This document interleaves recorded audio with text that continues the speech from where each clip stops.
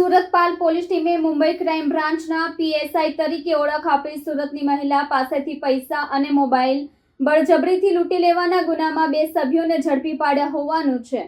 આરોપીઓને પુણે અને બીડ ખાતેથી ઝડપી પાડવામાં સફળતા મળી છે। સુરતપાલ પોલીસ ટીમે મુંબઈ ક્રાઇમ બ્રાન્ચના પીએસઆઈ તરીકે ઓળખ આપી સુરતની મહિલા પાસેથી પૈસા અને મોબાઈલ બળજબરીથી લૂંટી લેવાના ગુનામાં 2 સભ્યોને ઝડપી પાડ્યા હોવાનું સામે આવ્યું છે। આરોપીઓને પુણે અને બીડ ખાતેથી ઝડપી પાડવામાં સફળતા મળી છે। આ ગુનાહિત કૃત્યની ઘટના સુરતની એક મહિલા સાથે બની હતી, જેમાં પાસેની આરોપીઓએ મુંબઈ ક્રાઇમ બ્રાન્ચના નામે પૈસા કઢાવી લીધા હતા।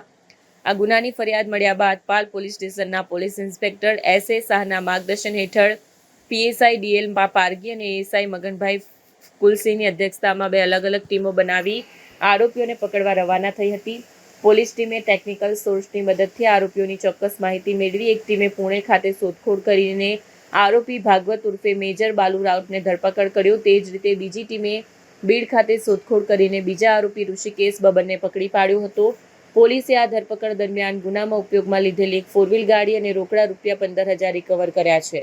કેમેરામેન હકીમ શેખ સાથે વસીમ હાસમીનો રિપોર્ટ, આઝાદ ન્યૂઝ, સુરત।